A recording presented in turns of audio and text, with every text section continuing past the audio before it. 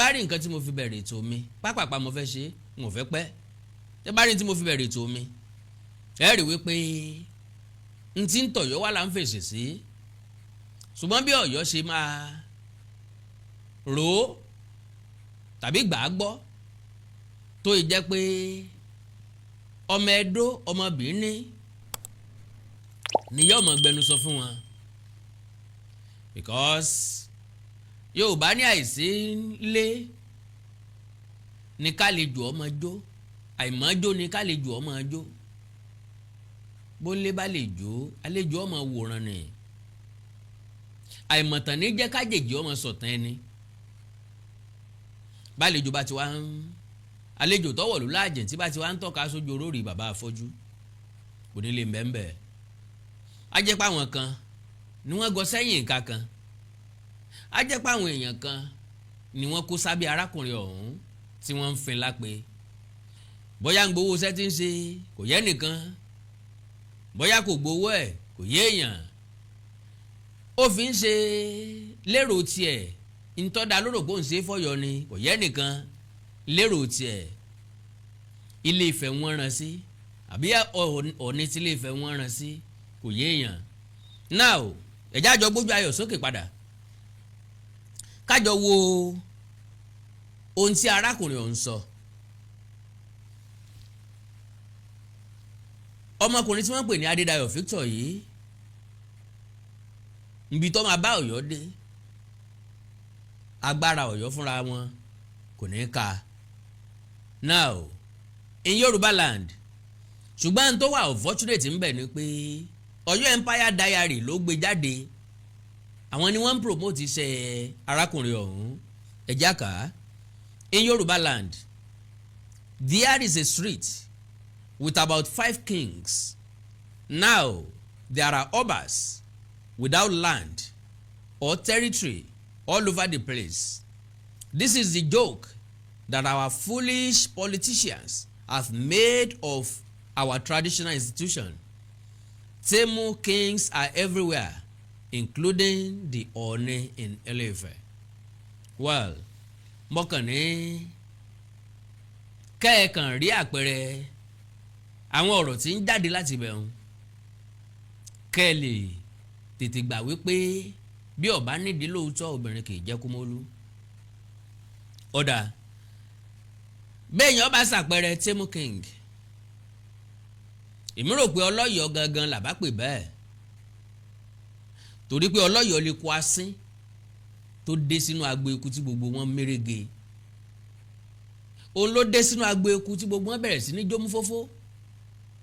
Àlàáfíà ìfọ̀kànbalẹ̀ àtìrẹ́pọ̀ ní gbogbo ọba aládé ilẹ̀ Káàárọ̀ Oòjíire wà tẹ́lẹ̀tẹ́lẹ̀ kò sí gbọ́n mi tẹ̀mí gbọ́n mi sí omi òtó láàrin wọn látilẹ̀. Ọlọ́yọ̀ọ́ náà ló dé bí ṣe ń gbá jà ní ń bá wo jà àwọn náà wá ń kọ ẹgbin àtàbùkù tí fi ń rẹ́ wọn lára ọ wá dìbínú ọ̀pọ̀lọ́ wọn ò wá mọ̀ ní odò tán kò mọ̀ ní odò mọ́ lọ́wọ́ dà sáwúrú ju lérò tiwọn wọ́n lọ́ọ́ bá àwọn lólórí aládé kò sẹ́ni tó jiyàn ṣùgbọ́n náà wo lọ́gbà jẹ́ bẹ́ẹ̀ wọn ò rí nǹkan kan sọ Ọọ̀ni lólórí aládé kò jiyàn kò diyàn torí pé gbogbo òlú ló dára wọn padà sílé Ifẹ̀ gẹ́gẹ́ ìṣẹ́gbẹ́ gògóńgò kékeré kọ́ ni bàbá fi jọmọ lọ Yorùbá náà lọ sọ pé kò sí bábí kò ṣe dàgbà tó tí ó pòun ju bàbá òun lọ Ọ̀yọ́ nìkan la ti gbọ́rú ẹ̀ wọn ò wá rí nǹkan méjì sọ ju ìpè àtọ̀rọ̀ àlùfàǹsá lọ. now arákùnrin kan sọ̀rọ̀ látọ̀yọ́ ọmọ Ọ̀yọ́ ni ẹ pé kí ló sọ ó fi àpilẹ̀kọ kan sọwọ́ àpilẹ̀kọ ọ̀hún ni wọ́n kà fún yín tí ó yanjú ọ̀rọ̀ because àwọn nǹkan kan máa ń ṣẹlẹ̀ láàrin ìlú tó jẹ́ pé kò sí bí àwọn èèyàn kan ò bá ti nífẹ̀ẹ́ ààrẹ tó wà lórí àlééfà tàbí gómìnà bó ti wù kó ṣe dáadáa tó wọn ò ní rí dáadáa rẹ̀ ló jẹ́ pé bíyàwó ẹnìkan bá ń rọbí tí ò tètè bímọ wọn á ní Tinubu ni oúnjẹ ẹnìkan ò tètè jiná wọn á ní Tinubu ni ìyàwó ẹnìkan pẹ́ lọ́jà wọn á ní tí ì bá ṣe Tinubu àwọn kan ò rówó iléèwé san wọn á ní Tinubu ni àti bẹ́ẹ̀ bẹ́ẹ̀ lọ because èmi ò rí bí táàtì foníjà sílẹ̀ táwọn gbá lápẹpẹ lójú kiri wọ́n ń jọba wọn ò jọba kò sẹ́lẹ̀ tọkàn ní bẹ̀ òní òfin yẹn kankan jọba òní òsì gbálẹ́ léèyàn lórí tọ̀ní ṣe wá jẹ̀bi tọ̀ní ṣe wá di tẹ̀hún rí fín mi ò wá blame yín n ò sì wá láti wá gbèjà Ọ̀ọ̀ni torí pé mo mọ̀ pé àwọn alálẹ̀ ní gbèjà Ọ̀ọ̀ni fúnra rẹ̀ gbogbo ọmọ tí ń ṣe irú ẹ̀ kí wọ́n lè bá a tán láyé ni kò sí babaláwo tí wẹ̀sẹ̀ ò sí ẹ lè níyì lójú àwọn èèyàn kan lónìí kí wọ́n máa yin kí wọ́n máa kí ètè àtàbùkù ni wọ́n padà gbẹ̀yìn ayé yín torí lórí aládé ilẹ̀ fi ń ṣàwẹ́wà èmi ò tí ì wá ṣe nǹkan kan nípa Ọ̀yọ́ tàbí ọlọ́yọ̀ fúnra rẹ̀ torí n ò tí ì gbé ebú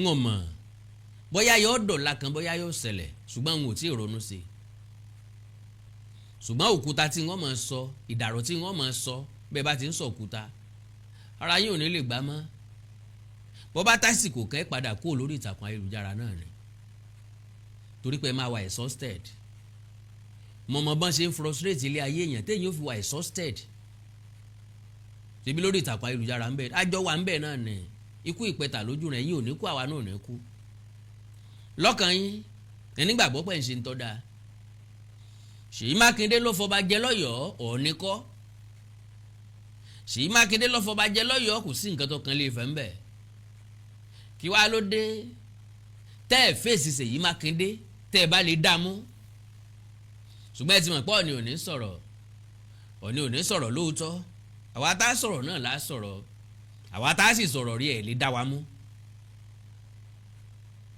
ẹ̀ lè dá wa mú ẹ bá lè dá àyàn mú ibé ebú ntẹ́mi ó fi máa ṣépè fẹ́yìn tí ń fi máa bú wọ́n jáde pẹ̀lú nǹkan kan tí ó nà kìyìn dànù ọ̀rọ̀ àwọn tó jọba lọ́yọ̀ọ́ ó ti wà ńlẹ̀ tipẹ́tipẹ́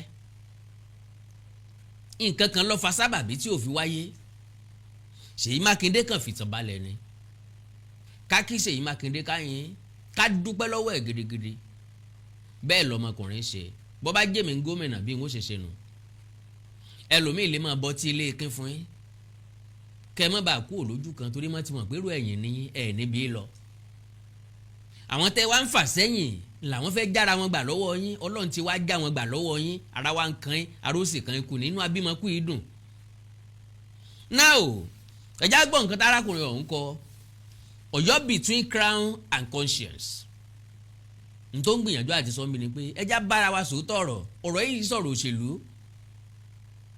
ọ̀rọ̀ inú ilé ni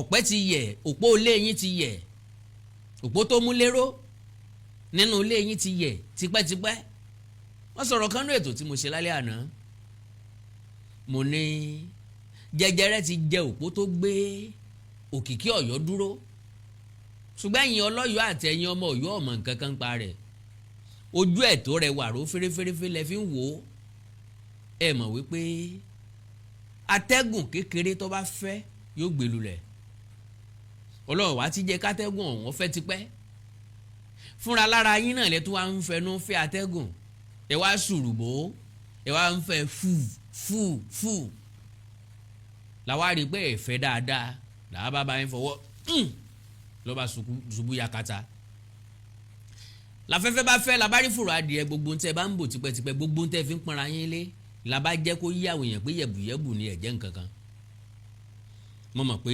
arẹlẹ́yìn nǹkan ẹja gbọ́rọ̀ lẹ́nu arákùnrin yìí. Ọ̀yọ́ between crown and conscience. Members of the seeking crown marks not merely a political development but a metaphysical rupture. For what does it mean when kingmakers desire crowns? When the custodians of legitimacy seek to embody the very authority they were ordained to regulate. Ntọ́rẹ̀ mi ń bèrè ń bí ni pé ńgbà tí àwọn afọbajẹ tí wọ́n bá ti ń pòǹgbẹ́ fún pò ọba táwọn tá a ní kí wọ́n mú lérò kí wọ́n bá wa sọ àṣàyí rọ̀ ká mọ̀ rí wọn bá bí nǹkan bá ṣókùnkùn kọ́ wá jẹ́ páwọn náà gangan ni wọ́n ní àwọn ọ̀kan lè máa mú lérò lásán o àwọn gangan náà fẹ́ débi tẹ̀ ń sọ yìí. Ó túmọ̀ sí pé embody the very authority they were ordained to regulate. Ó túmọ̀ sí òwe tí mo máa ń pa pé orí adẹ́tù ń pètè àrán orí adáràn ń pètè àtijọba. Kò sẹ́ni tí nǹkan rí òwú, kò sẹ́ni tí ọ̀rọ̀ ayé tí wọ́n ń jẹ lórí ọba bí wọ́n ṣe ń lopọ̀ ọba ṣe connection lásán ni báwọn gómìnà ṣe máa ń pọ́n wọn lé ẹni tí ó ṣòṣèlú nìsín lọ́yọ̀ àtàgbègbè ẹ̀ dandan ni kí wọ́n rá láàfin. Aláàfin kọ́ ni ó gbé wọn débẹ̀. Aláàfin ò ní jùbò kan lọ. Aláàfin ò lè fọ́ọ̀sì ẹnì kankan láti dìbò fún. Ṣùgbọ́n wọ́n láwọn wá ràn lọ́wọ́ ọba wa. Gẹ́gẹ́ bí olórí ìlú kọ́ bó ń bá àwọn èèyàn rẹ̀ sọ̀rọ̀ kí wọ́n tẹ̀ láwọn. Persuasion. Okay. So kò wá sí nǹkan tó ní káwọn náà yẹrú títí ayé. Kálukú ló ní àlá rere fún ọjọ́ ọ̀la rẹ̀. Àwa kan ti dé ọjọ́ ọ̀la wa. Àwọn kan tún ti kọjá ọjọ́ ọ̀la wọn. Ọjọ́ ọ̀tún la wọn wà yìí. Gbogbo àwọn bàbá tó dádé pátápátá ọjọ́ ìgbẹ̀yìn ayé wọn wà. Alẹ́ ayé wọn ni wọ́n wà. Ìrọ̀lẹ́ ayé wọn wà. Àwa gan ti ń kú lọ́sàn díẹ̀díẹ̀. Àwọn kan sì wà láàárọ̀ kùtùkùtù. Ìdájí làwọn kan wà ń fẹ̀rẹ̀ kílẹ̀ ọmọ. Having said that, only shortly after the passing of Aláàfin Adéyẹmí III, I heard mo gbọ́ all the members of the Ọ̀yọ́ Mèsì council sought to become kings. Gbogbo àwọn tí wọ́n ń pè lọ́yọ́ Mèsì pátápátá ni wọ́n fẹ́ jọba. Ó wù wọ́n kí wọ́n dádé káwọn náà dádé. Ó ti ṣẹlẹ̀ rí lọ́yọ́ Kàtúngà. Ńgbà tí Egungun Ojúwàjà tí ò sí ọba tí ò sí ọmọkùnrin tó dàgbà mọ́ láti jọba tó fi fà á tán fi fọ̀rọ̀ pọ̀tọ̀ jọba tó náà dọ́gbọ́n sí i. Àwọn Ọ̀yọ́ Mèsì ti fẹ́ fira wọn lẹ̀ kí wọ́n jẹ́. Àwọn Ọ̀yọ́ Mèsì ti fẹ́ jẹ́. Wọ́n ti fẹ́ fi Basọ̀run kalẹ̀ àbẹ́ nìkan láàrin wọn pé kọjá láàfin. Ìran ọmọ ọba ìbá ti débẹ̀ mọ́ àwọn Ọ̀yọ́ Mèsì ní ìbá máa jà láàfin dè sìn. Wọ́n wá rí yẹn ṣe ọbọ ọmọ wọn lọ́wọ́. Wọ́n máa láàfin jà láàfin lọ. Adéwù àwọn náà dé. Torí pé wọ́n ti rìn jìnnà kí wọ́n tó rí tọ̀ìtọ̀ì tí ń bẹ nípò ọba. Wọ́n bá ti gba àwọn ọmọ Aláàfin láàyè tó tó bẹ́ẹ̀. Bọ́n ṣe ń yànké wọn níṣẹ́ tí wọ́n fi sọ pé ẹ mọ́ mọ́yè mí wá fúnra wọn wọ́n fẹ́ra wọn jọba kò kú sẹ́ni tí ó lè wọn kó ń bẹ̀. ẹ ń lágbára àti fọba jẹ́ tó lágbára àti yọba nípò kí lóyìn o kí wá lóde tí ò lágbára àti jọba ọ̀ngàn. So náà lọ́rẹ́ mi sọ o. Ọmọ Ládìgbò ló ní o. Kẹ̀mọ́ wá sọ pé wọ́n mọ bó ṣe rí o. Now I heard all the members gbogbo wọn pátápátá kì í ṣe pé Sàámú àti Àgbàkẹ́ kan gbogbo wọn ló wù láti dádé. I heard all the members of the Ọ̀yọ́ Mèsì council sought to become kings. Yes, you heard me right. All of them sought to become crown wearing kings. What I heard may be for factual daily or speculative. That is àwọn Ọ̀yọ́ Mèsì.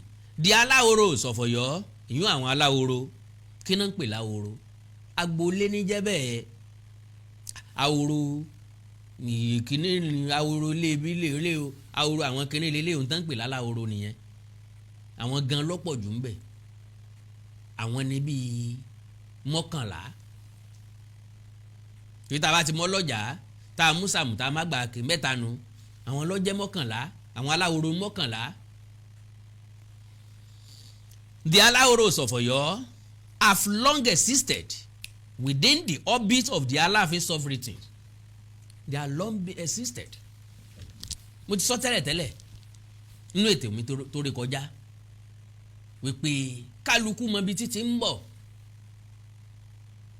kí wọ́n tó kó wọn papọ̀ sójú kan kí ló lè bá a kún bó ṣe ń ṣẹlẹ̀ ní ìsìn ló ṣe ń ṣẹlẹ̀ nígbà yẹn kí population ló lè bá a pọ̀ ẹ mà Hausa mọ́ra ẹ mú Fúlàní mọ́ra ẹ mú Yíbò mọ́ra ẹ fi wọ́n jẹ Igwe ẹ fi wọ́n jẹ Sẹ́ríkì kí wọ́n lè máa bímọ sọ́dọ̀ yín kí wọ́n lè máa kà wọ́n mọ́ yín torí ẹ̀tọ́ tẹ fẹ́ gbà lọ́dọ̀ ìjọba jìbìtì rìn bí ìgbà téèyàn fi ìrúgbà bùkún náà ni àwọn tẹ wá ní kẹ yálò mọ́ bá ti wá pẹ́ tẹ́rù wọn bá ti ń pẹ́ léyọ̀ ọmọ báyìí ń bọ́ alájọbí gẹ́gẹ́ bẹ́ẹ̀ ló ṣe rí ọmọ Yíbò pọ̀ títí tí lẹ́kọ̀ọ́ wọ́n ń claim pé Lagos is no man's land ọmọ Yíbò pọ̀ títí tí lẹ́kọ̀ọ́ wọ́n múra láti gba gómìnà pínlẹ̀ Èkó wọ́n múra láti gbàjọba pínlẹ̀ Èkó kó di tiwọn so what are you talking about kí wàá ní ìlú Ọ̀yọ́ fi yàtọ̀ sílùú tó kù the same ìwà jìbìtì tí ń bẹ lọ́kàn gbogbo yín náà ní ti gbogbo wa débi tá a wà yìí so gbogbo àwọn tẹ́ ẹ kó mọ́ra kí ló lè bá a kún wọ́n mọ ibi tán ti ń bọ̀ wọ́n sì mọ̀ pọ́ bá tọ́ sáwọn náà ń lu àwọn ogun ló lé àwọn kúrò ńbẹ̀ àwọn wà lè jọba lójú ẹ̀ńtọ́jọba yìí bí bó làwọn ó ṣe wá ṣe àwọn baba ńlá baba wọn sọ̀tàn fún wọn wọ́n mọ̀ra wọn so àwọn náà ń wò pé ẹ̀tọ́ àwọn ni láti dádé have long existed within the orbit of the Aláàfin sovereignty since the 19th century particularly following the rebuilding of the new Ọ̀yọ́ under Atiba after the collapse of old Ọ̀yọ́ empire. ṣé ẹ mọ̀ wípé ẹni tó lè claim pé ìran mi ló nílùú yìí will be tí n bá fẹ́ claim pé mo fẹ́ nílùú you don't have to give me too much money give me $10 billion àbí 10 billion naira gan ẹ fún mi 10 billion naira within that 10 billion naira wọ́n wà lọ ra ilẹ̀ bíi 50 acres ń wá múyàwó àtọmọ lọ síbẹ̀ tí n bá múyàwó àtọmọ lọ síbẹ̀ ń wá fẹ́yàwó sí síbẹ̀ okay generation mi yẹn nìkan ni ọmọ á bímọ sí àwọn ọmọ mi tọ́jọ́kùnrin wọ́n mọ̀ fẹ́yàwó àwọn tọ́jọ́bìnrin bàbá bẹ́ fèrè ilé síta àwọn náà ni wọ́n mọ̀ fẹ́ra wọn àtọkùnrin àtobìnrin ni wọ́n mọ̀ fẹ́ra wọn ẹ kúkú sọ bẹ́ẹ̀ pé Noah àwọn ọmọ ẹ̀ nkankan àti ẹ kúkú sọ pé Adam àtẹ́fà ni ló bí gbogbo wa so túmọ̀ sí pé with that bàbá wa ń dàgbà sí within 30 years 40 years 50 years a lè claim pàwọ́ la nílùú yẹn pátápátá tá yóò fi dọ̀run ká sì mọ́ gbàjèjì bẹ̀ ìyẹn túmọ̀ sí pé gbogbo ń tá a máa ṣe ń bẹ̀ ìran wa nìkan ni ó máa ṣe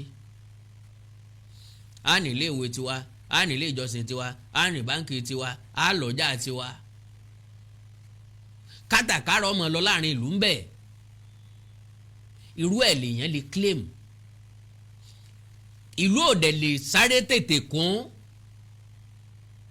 ìlú ò lè sáré tètè kún bẹ́ẹ̀ bá máa wọn èèyàn mọ̀ pé ẹ máa bọ̀ ń bí àlàáfíà wà ń bí ẹ máa káwọn ọmọ yín bọ̀ àyè wàá fún yín nílẹ̀ tẹ́ fi kọ́lé bọ́n ṣe wù àwọn èèyàn nìyẹn tí Ọ̀yọ́ Àtìbà fi kún tí agbára wọn fi pọ̀ ju tàwọn alágọ̀ gan tó gbà wọ́n lálejò lọ so gbogbo ẹni tí mo fẹ́ mú jáde ń bẹ̀ ni pé gbogbo àwọn èèyàn wọ̀nyí náà ń pè lálá gbogbo àwọn tán sùn wáyé odidi ni wọ́n wá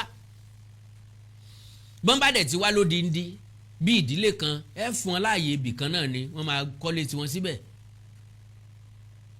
so àwọn yẹn ni wọ́n ń pè ní aláhoro kéyìí wọ́n ti wà látàyé Àtìbà ni ṣẹ̀rípa àwọn náà mọ̀ pé tọ́tọ́ sáwọn ṣùgbọ́n àwọn bàbá wọn ò láǹfààní àti gbà á àwọn ọmọ wa sọ pé lórí àwọn gbọ́dọ̀ gbarinṣẹ́ anytime tí orí ọ̀fẹ́ bá ti create ara ẹ̀ lo and behold Aláàfin àná Ọba Lámídì Adéyẹmí ẹlẹ́ẹ̀kẹta wọ́n lò more than 50 years lórí àpèrè ọba.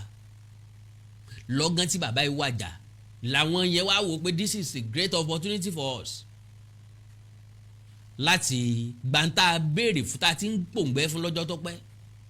Ọ̀nà wo lágbègbà gómìnà ló lè ṣe. Dandan ni kí wọ́n make proposal sípàdé ìgbìmọ̀ lọ́balọ́ba.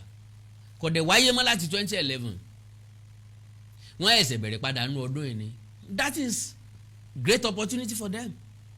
Wọ́n dẹ̀ exploit ẹ̀ wọ́n dẹ̀ jẹ́ lọ. Ṣùgbọ́n tí ọba mọ̀ yọ máa jìjẹ́ bí kí wàá lọ́wọ́ kan Ọọ̀ni nínú gbogbo tí mo sọ kalẹ̀ yìí. Ọ̀rọ̀ tó délẹ̀ yìí ṣe défẹ̀.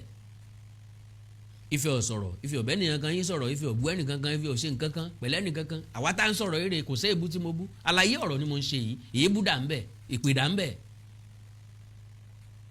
Bẹ́ẹ̀ èèyàn ṣe máa engage èèyàn ní debate nìyẹn bẹ́ẹ̀ ṣe máa engage èèyàn discussion nìyẹn kì í ṣe ibi tá a ti ń ṣègbè tàbí tá a ti ń bẹ̀ èébú. Ní tí ọba yí ọ tàbí ní tó bá rò pó sókùnkùn tàbí ní tó bá rò pó ọmọ ná síta àwọn èèyàn ready láti discuss ẹ pẹ̀lú ẹ. From there you can even know more facts. So under Atiba, after the collapse of old empire, their place has been defined within a broader political cosmology. Historically, they ruled their respective auros. Historically, they ruled their respective auros. Àwọn ni wọ́n ń ṣèjọba lórí ahoro kálukú wọn. Torí pé ìlú ò tí ìdàgbàsókè báyìí ibi tán bá fẹ́ fẹ́ nìkan kì í ṣe pé ilé ọ̀kanlé agboolé ẹnìkan no wọ́n á rìn jìnnà sínú igbó wọ́n ó tulẹ̀ fún wọn bẹ̀ ẹ mú láti bí dé bíi báwọn mìíràn bá tún dé wọ́n ó tún fààyè díẹ̀ lẹ̀ wọ́n ó tún mú wọn ńgbà tí ìlú ń fẹ̀ là ń kọ́lé kanra wa.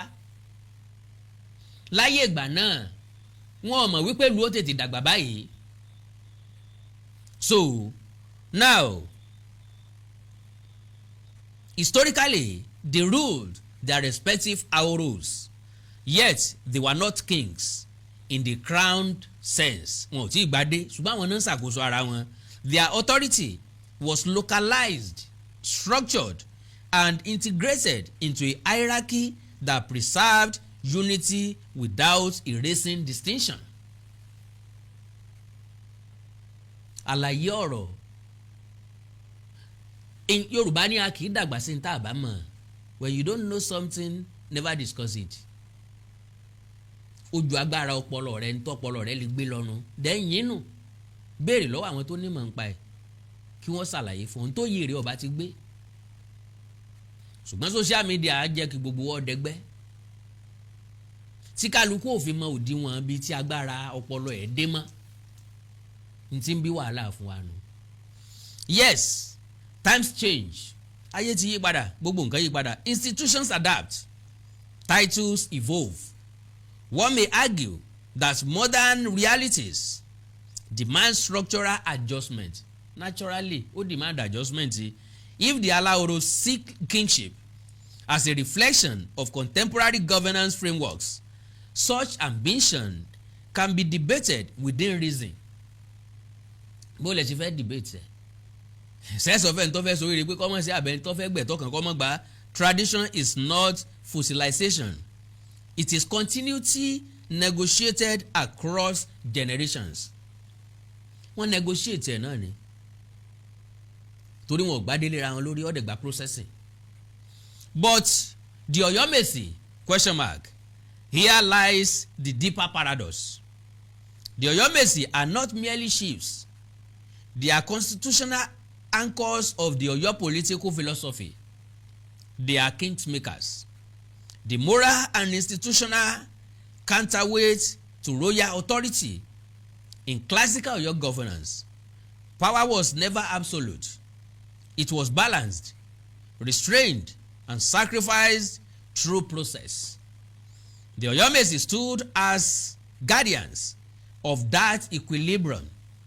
If those who are ordained to confer legitimacy now seek to acquire it for themselves, what becomes of the system's internal logic?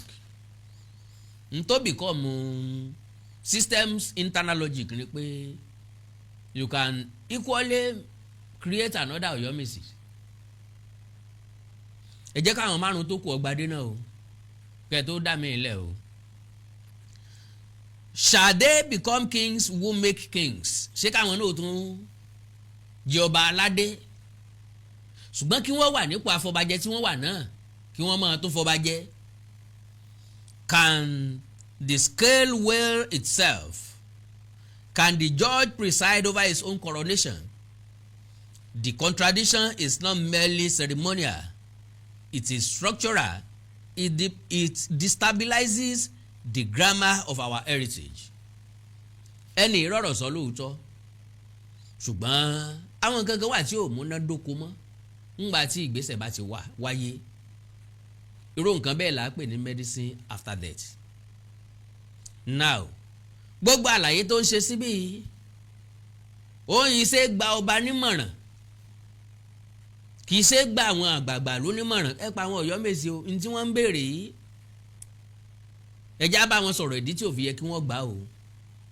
bẹ́ẹ̀ bá dialogue pẹ̀lú èèyàn gbà mí wọ́n lè jára sí mi.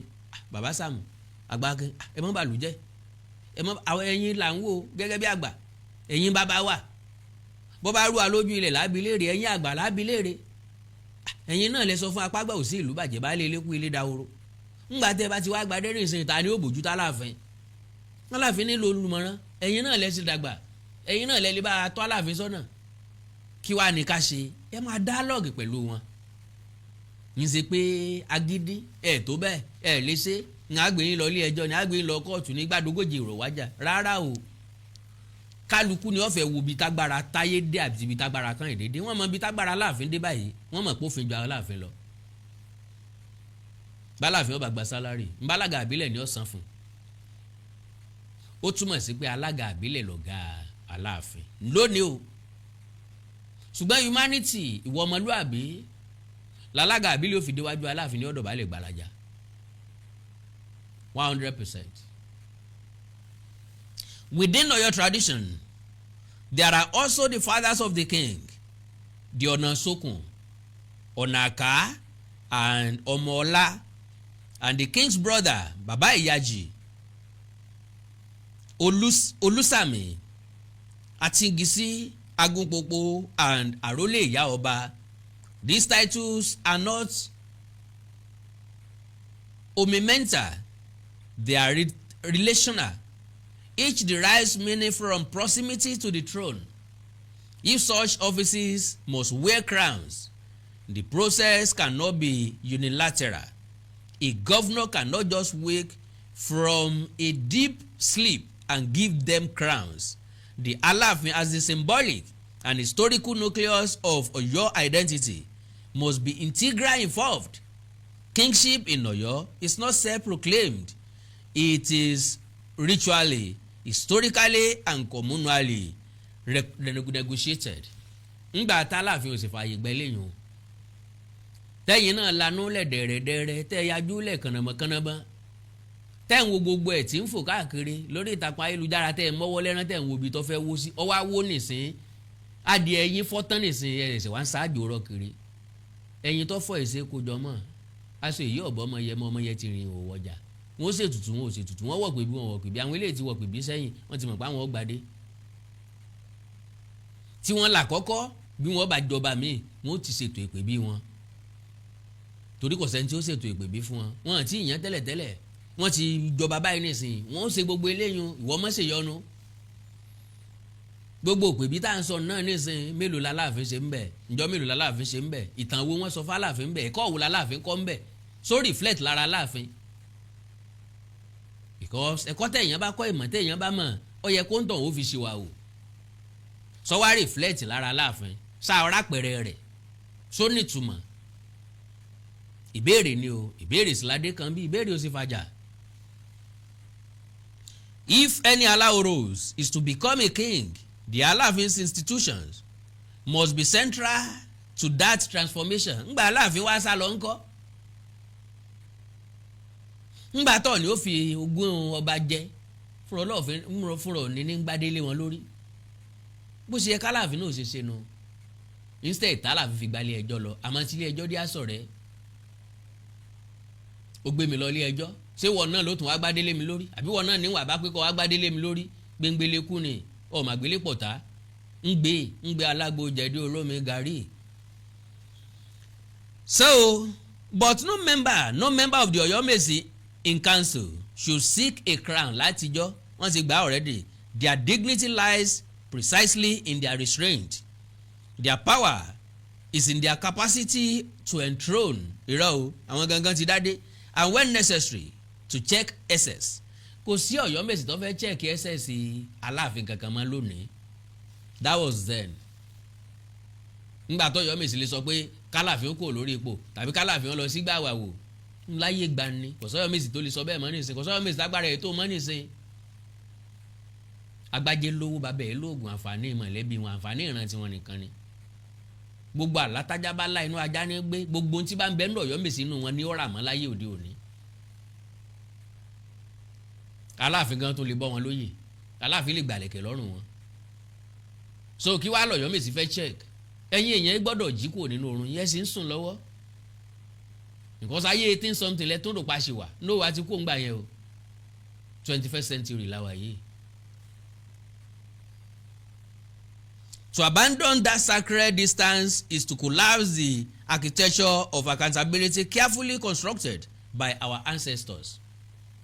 Má bínú nbi tí àyípadà ti ń ṣiṣẹ́ nìyẹn. To abandon that sacred distance kí ni sacred ti mbẹ́mbẹ́ sacred tí ò gbóúnjẹ sórí tábìlì ẹni. Ọ̀yọ́mèsì Aláàfin ló ẹ̀sẹ̀ ra mọ́tò fáwọn Ọ̀yọ́mèsì tí ń tẹ̀lé káàkiri. What kind of Ọ̀yọ́mèsì is that? Iṣẹ́ kí l'Ọ̀yọ́mèsì ń ṣe èló ni sálárì Ọ̀yọ́mèsì. Àwọn náà ti kọ́ bí wọ́n ti mọ bí ọba ṣe ń ṣèjọba láti ṣèjọba fún wọn kò lè nira ẹ jẹ́ káwọn náà ò ṣe lórí àwọn èèyàn tiwọn náà.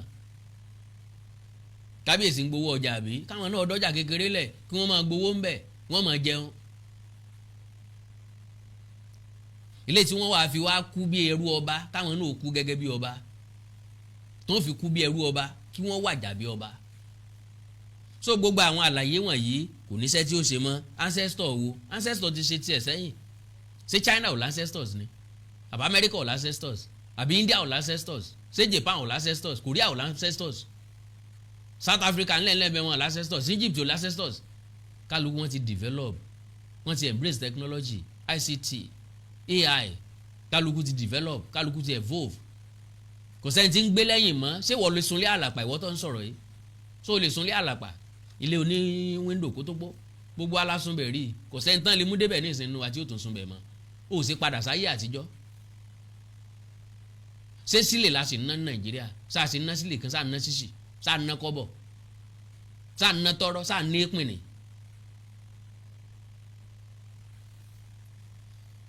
This my reflection leads to a broader concern who advises the governor of Oyo State in matters touching the soul of Oyo. Matter wo ló touch soul yín àbí torí pé ara yín kò tọrọ. Who speaks for the historical continuity of the Alaafin's institution within contemporary governance? Political decisions may be administrative, but in Oyo they are never merely technical, they are civilizational. The mama Gómìnà from Oyo, where are you? The elected state representatives from Avigio, Atiba, and Oyo East and Oyo West, and Oyo West state constituencies, where are you? History won't be kind to many of you. We are deeply disappointed in you all. Ṣé wọ́n kọ̀rọ̀ sí gómìnà lẹ́nu ni? Bí kò mọ̀ wá dín aládé, kálukú wọn wà irrelevant. Wọ́n á lù sílẹ̀ relevance wọn. Pápá àpárín sìn ni wọ́n ní jẹ́ kankan mọ́ ní òṣèlú. Ẹ fẹ́ báyé wọn jẹ́ ẹ fẹ́ sọ wọ́n di dà bí mo ṣe dà báyé tí ń ṣe dà. Bẹ́yìn ò ṣe jẹ́ nǹkan kan ẹ fẹ́ káwọn náà jẹ́ nǹkan kan. Bẹ́yìn ò ṣe ní political ambition tẹ́ ẹ̀ ní life ambition. Ẹ fẹ́ káwọn náà kú politically. Ojú òṣèlú tó jẹ́ pé ni wọ́n mọ̀ náà fi ń jẹun ẹ fẹ́ pa wọn ẹ fẹ́ pa ayé wọn rẹ́ ń bẹ̀. History wèrè wo ni ò ní wà kọ́ kind to them. Sanba ń gbénú Ọ̀yọ́ tẹ́lẹ̀ ni ṣé wọ́n ń gbénú Ọ̀yọ́ ẹ lọ́wọ́ àbíjókòó. You are disappointed ẹ kú iṣẹ́. If the governor wants to relegate the institution of the Aláàfin kò sẹ́ni tó relegate ṣe bẹ́ẹ̀ ìwọ náà sọ nísìnyí wọ́n láwọn aláwòrò ọ̀tọ̀ọ̀tọ̀ wọn ti wá wọ́n ti ń dream láti jọba àwọn Ọ̀yọ́mèsì wọ́n ti ń dream láti jọba Alágọ̀ Ọ̀jà ti jọba tẹ́lẹ̀tẹ́lẹ̀ ẹ̀jẹ̀ ó wúyè ni ẹ̀jẹ̀ ọgbàdé ni wọ́n ti jẹ́ tipẹ́ second class ọba ni so kò sẹ́ni tó fẹ́ relegate institution Aláàfin dúró ń bẹ̀ gidigbi òye yín ni ọ̀la làákàyè yín ni òṣì ní ọ̀jẹ́ kẹ́ mọ̀ pọ̀ wà ń bẹ̀. You should advise him if you are all doing to achieve a selfish aim. Posterity shall judge you accordingly. Well, ẹ jẹ́ n sáré tọrọ ìṣẹ́jú méjì nínú yín ní lọ́wọ́ yín kí n tó wá tẹ̀síwájú àánú Olódùmarè ò ní fi sílẹ̀ ẹ ṣé pọ̀.